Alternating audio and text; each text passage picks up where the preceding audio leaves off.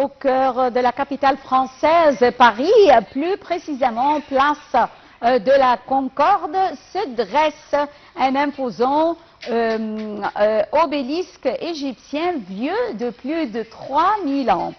Alors, cet obélisque n'est pas né en France, bien sûr, mais en Égypte, et il provient, bien sûr, des pays des pyramides, des anciennes, ou plutôt des anciens temples de Luxor, plus précisément, et raconte une longue histoire qui s'étend de la gloire de la civilisation égyptienne antique jusqu'à nos jours.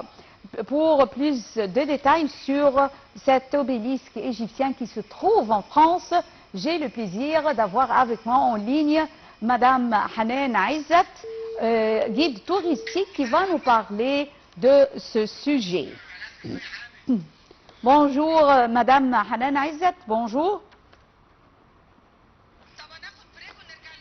Madame Hanan Aizat. Alors, ce n'est pas seulement,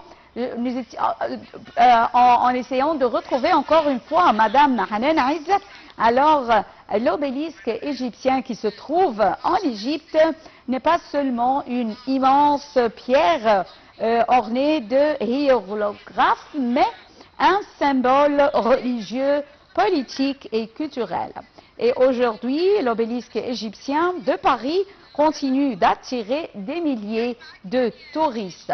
Alors, on a retrouvé Madame Hanan Aizat, guide touristique, qui va nous parler de cet obélisque égyptien qui se trouve à Paris, en France. Bonjour, Madame Hanan Aizat, et bienvenue. Bonjour. Bonjour. Merci. Oui.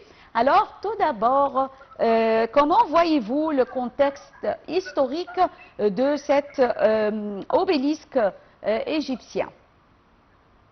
En fait, cette obélisque, elle est très intéressante puisqu'elle est la plus ancienne, le plus ancien monument qui existe aujourd'hui à Paris.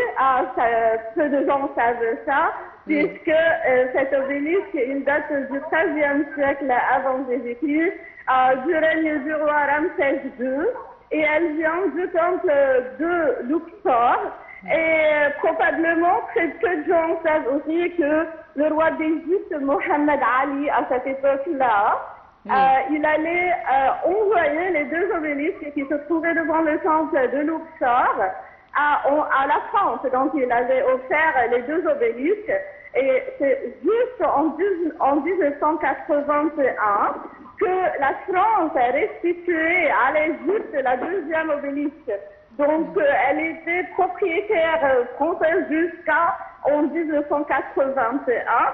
Cette obélisque, elle a beaucoup d'attachement avec Paris et avec les Français, puisque ici, sur cette place de la Concorde, il y a toujours les processions, les cérémonies, même la cérémonie finale des Jeux paralympiques, elle a eu place ici, elle a eu lieu ici sur cette place de la Concorde. Et il y a toujours, pour le 14 juillet, pour toutes les autres fêtes nationales de France, vous avez toujours la cérémonie qui a lieu sur cette place de la Concorde. Même les expositions, aujourd'hui, il y a devant moi ici, il y a une exposition artistique. Cette place est aussi la place la plus large de Paris. Elle fait à peu près 2000 mètres carrés. Et l'obélisque ici, elle est vraiment un emblème des relations amicales entre l'Égypte et la France. La France, oui. Oui. Est-ce que vous pensez que la présence de cet obélisque au milieu de Paris, à Concorde, est-ce que vous voyez que cet obélisque, on peut dire qu'elle encourage les touristes français à venir en Égypte?